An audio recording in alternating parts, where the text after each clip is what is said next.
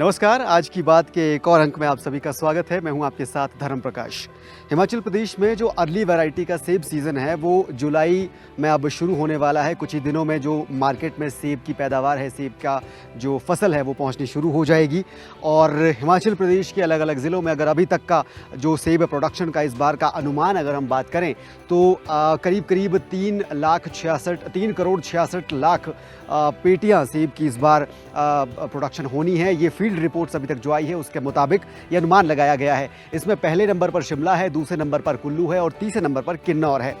किन्नौर की सांगला घाटी में इस वक्त हम मौजूद हैं और किन्नौर की सांगला घाटी में सेब उत्पादन को लेकर यहाँ के जो बागवान भाई हैं वो कितने उन्नत हैं, किन किन तकनीकों का इस्तेमाल कर रहे हैं और उन तकनीकों का इस्तेमाल करके सेब बागवानी को एक नए मुकाम पर ले जाने के लिए जो कोशिश हैं उन कोशिशों का आज इस खास कार्यक्रम में हम जिक्र करेंगे। और सांगला घाटी में सेब बागवानी का जो मौजूदा हालात है और बागवान जो यहाँ के जो खेती कर रहे हैं, जो बागवानी कर रहे हैं सेब की, उससे हम आपको रूबरू करवाएंगे और तमाम उन बागवानों से मुलाकात भी कराएंगे जो सेब बागवानी को सांगला घाटी में कम से कम एक नए मुकाम पर ले जाने की कोशिश कर रहे हैं।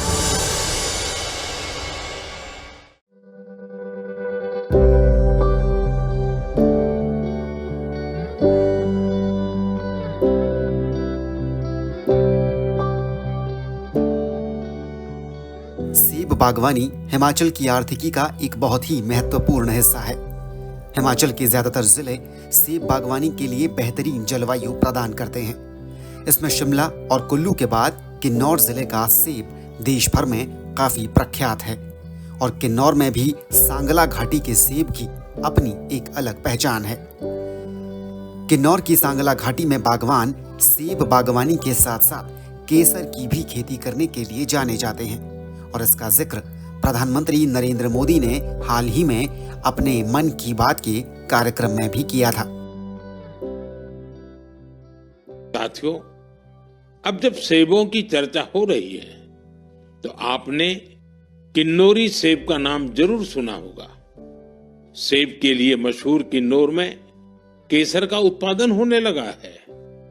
आमतौर पर हिमाचल में केसर की खेती कम ही होती थी, लेकिन अब किन्नौर की खूबसूरत सांगला घाटी में भी केसर की खेती होने लगी। ऐसे में सांगला घाटी के बागवान सेब और केसर की खेती के लिए देश भर में एक नई पहचान स्थापित कर रहे हैं और सांगला घाटी पूरे किन्नौर और पूरे हिमाचल के सेब बागवानों के लिए प्रेरणा स्रोत बन रही है। हिमाचल प्रदेश में इस साल का जो एप्पल प्रोडक्शन का अनुमान है अभी तक की रिपोर्ट्स के मुताबिक, उसमें शिमला और कुल्लू के बाद किन्नौर तीसरे नंबर पर है। किन्नौर में जो अप्रॉक्सीमेट प्रोडक्शन जो अनुमानित है इस बार वो तीसरे नंबर पर है।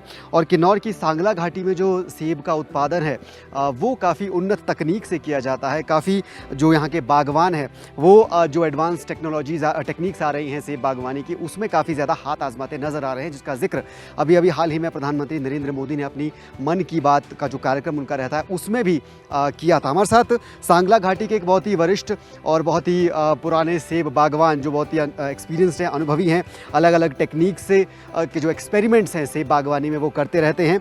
किस तरह से यहाँ पर केसर और सेब जो है वो एक साथ फार्मिंग करते हैं आप जैसे लोग, आप जैसे बागवान? जैसे अभी प्रधानमंत्री श्री नरेंद्र मोदी जी ने हमारे किन्नौर वालों को ये मन की बात में ये कहा था कि किन्नौर में सेब के साथ लोग केसर भी उगा रहे हैं। वाकई बिल्कुल सच बोला उन्होंने। बहुत वो है, मैं अच्छा लगा मेरे को भी ये बातें सुन के, क्योंकि इसका मैं जीता जागता प्रमाण में खुद हूँ।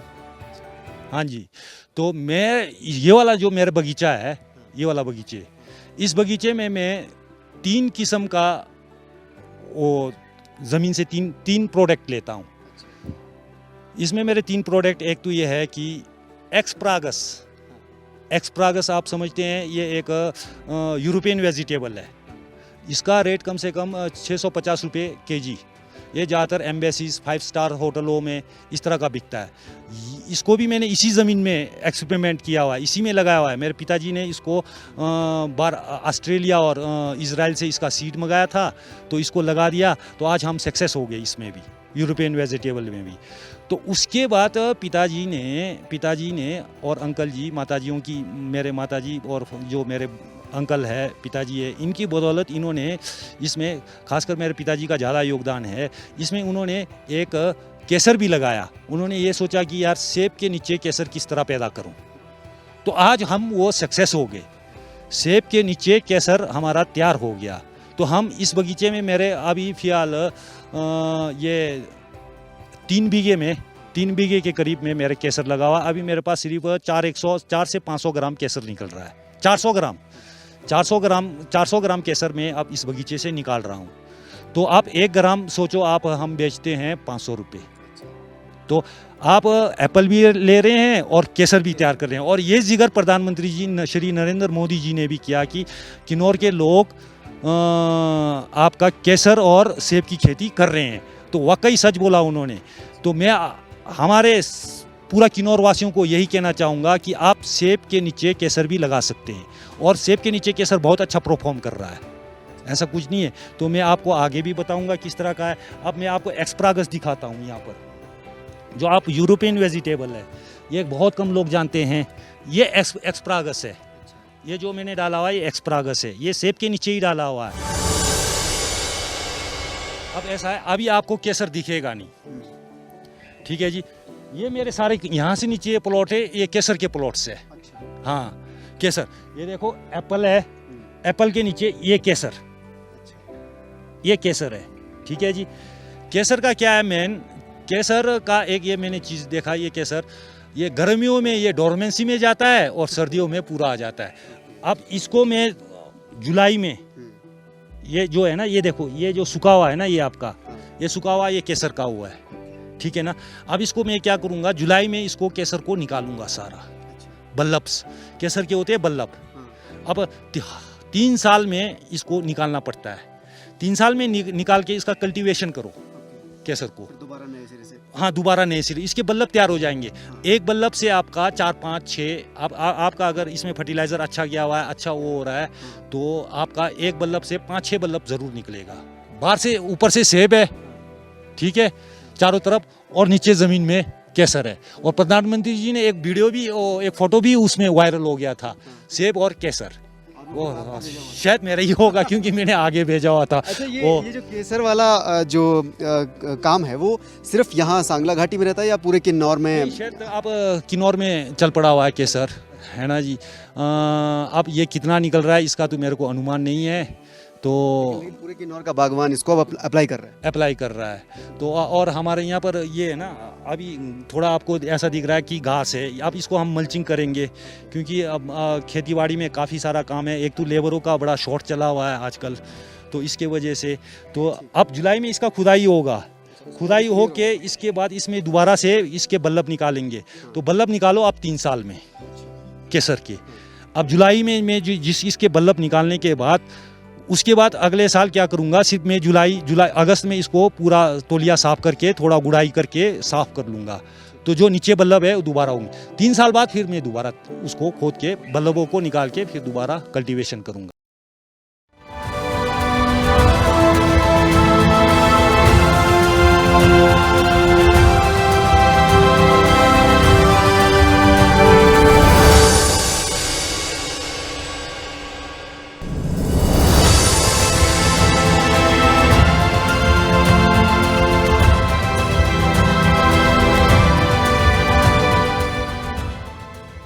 सांगला घाटी के रहने वाले सेब बागवान मोहन प्रकाश सेब बागवानी में वक्त के साथ साथ नई तकनीकें अपनाते रहते हैं। अलग अलग तरह की वैरायटी के सेब के पौधे इन्होंने दशकों की कड़ी मेहनत से तैयार किए हैं।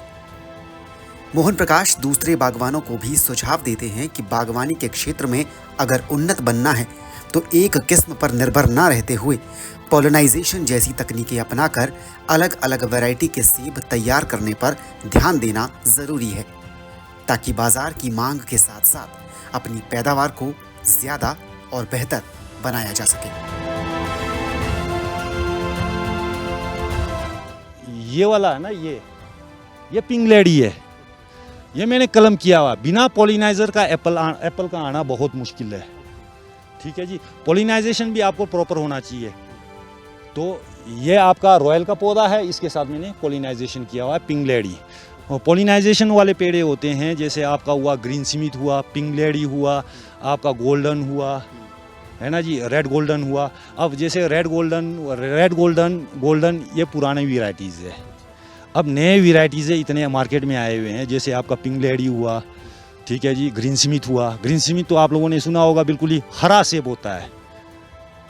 तो उसका कॉस्ट, उसका जो हमारे को अगर green Smith price 340 rupees kg, वो थोड़ा खट्टा मीठा होता है और वो शुगर फ्री एप्पल है। तो आप जितना हर पौधे में अगर आप पॉलिनेटर डालेंगे एक, तो आपका फसल कभी नहीं टूटेगा। तो सुपर वेराइटीज़ का कि सुपर वेराइटीज़ में ना आज के डेट में बहुत ज़्यादा पैसे मिल रहा है और टाइम से निकलता भी है और फ्रूटिंग बहुत अच्छा आता है सुपर वेराइटीज़। अब मैं आपको दिखा रहा हूँ, ये रॉयल के पौधे हैं, ये 25-25 साल के पौधे हैं, नो डाउट। सेब बहुत अच्छा है, देखिए पूरा पंचमुखी। ये देखो सेब का एक ये जो आकार है ना, गोल नहीं है। ये आपकी मेहनत पे डिपेंड करता है कि आप किस तरह मेहनत कर रहे हैं।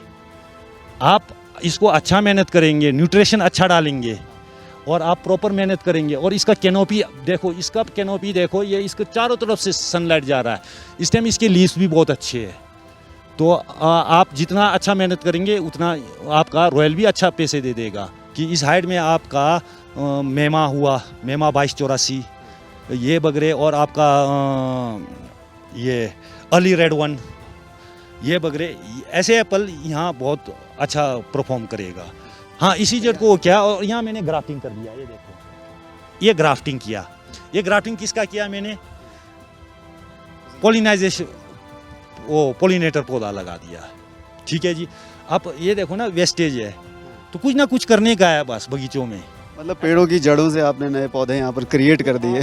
तो उसको काटो मत, उसको वो जो उगाओ, ये बनेगा। अगर इसमें 4, 5, 10 फूल भी लग जाएंगे ना, चारों तरफ सेब को पॉलिनेशन करेगा। ये लास्ट ईयर 2023 का ग्राफ्टिंग किया हुआ पौधा है, जिसको बोलते हैं ना टॉप ग्राफ्टिंग।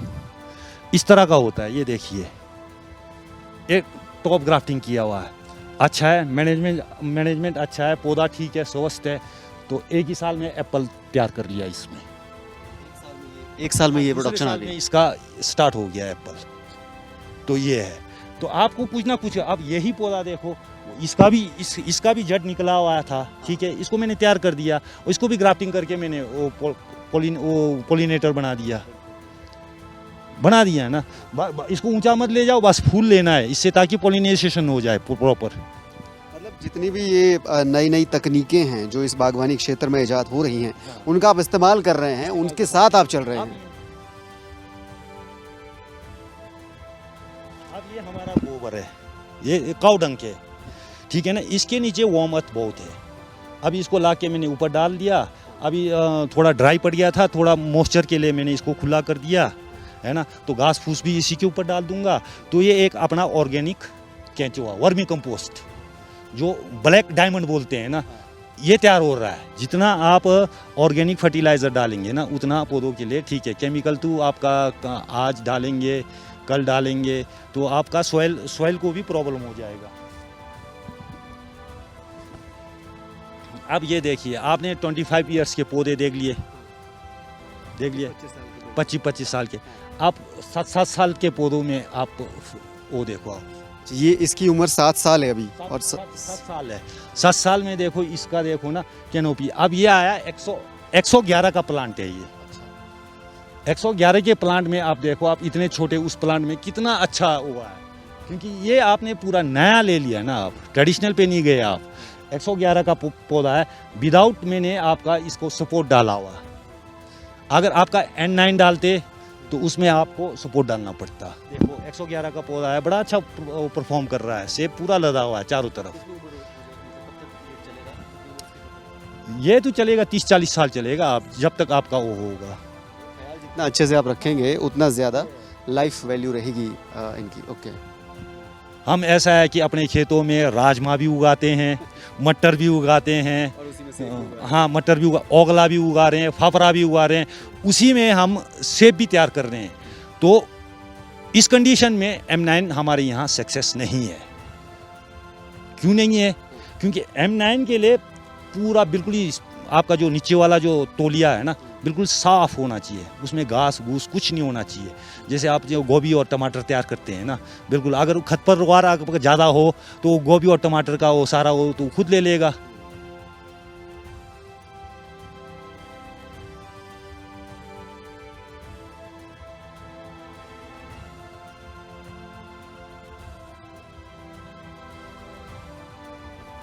आप बोल रहे थे मेरे को टॉप ग्राफ्टिंग कैसा होता है। टॉप ग्राफ्टिंग ऐसा होता है, ये एप्पल का प्लांट है, ये रिचर्ड का प्लांट था दरअसल। तो रिचर्ड का प्लांट को मैंने इसको अब चेंज कर दिया, सपर में ला दिया। इसमें मैंने मेमा 2284 डाल दिया। तो ग्राफ्टिंग देखो आप, ये पौधा है, ठीक है, ग्राफ्टिंग देखो आप, ये कट कर लिया, ये देखो आपने एक स्टिक लेना है जो आपका, उसको डालना है छेद करके, ये इस तरह का ग्राफ्टिंग है। ये इस साल का ग्राफ्टिंग है। तो इससे मैंने वैरायटी चेंज कर दिया इस पौधे का। और आप ये जो देख रहे हैं ना, ये वाला, ये पहले मैंने किसके लिए, पॉलिनेशन के लिए वो डाला था, पॉलिनेटर डाला था।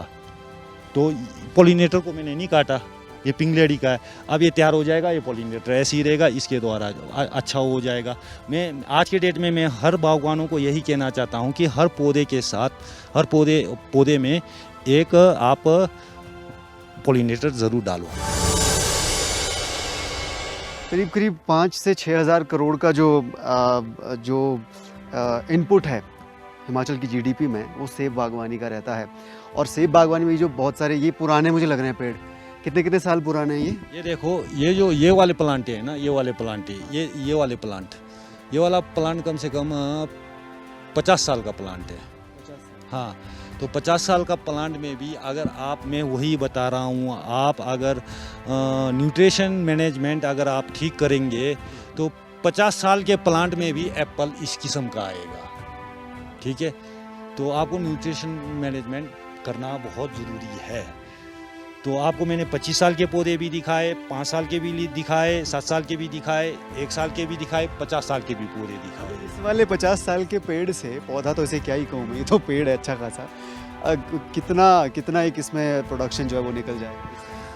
इस साल इसमें कम से कम 20 से 25 पेटी है, बॉक्स है। तो हाँ, तो अगर आप 20 पेटी मान के चलो तो 20 गुना 20 400, कम से कम 5 क्विंटल के आसपास है इसमें एप्पल। 5 क्विंटल का इस एक पेड़ में प्रोडक्शन निकल रहा है, एक साल का, एक सीजन का। तो आप ये सोच के चलो, अगर आपका 100 रुपये किलो भी बिकता है तो 50,000 मतलब अच्छा खासा रेवेन्यू बन जाएगा फिर उस हिसाब से। बात वही है कि जितना आप ख्याल रखेंगे अपने पेड़ का, अपने पौधे का, अपने बागीचे का, न्यूट्रिशन के साथ साथ उसके बढ़िया खाद इसके लिए बनाएंगे और बढ़िया जो पारंपरिक खाद हैं उसका इस्तेमाल करेंगे, तो उससे ज़्यादा फ़ायदा पहुंचेगा और उसकी वजह से जो पेड़ है वो लंबा चलेगा, उम्र उसकी लंबी होगी। और साथ ही साथ वैरायटीज़ का, जहाँ तक मोहन प्रकाश जी ने बताया कि जितनी वेरिएशन आप वैरायटीज़ में ला सकते हैं उतना ज़्यादा लाने की कोशिश करें।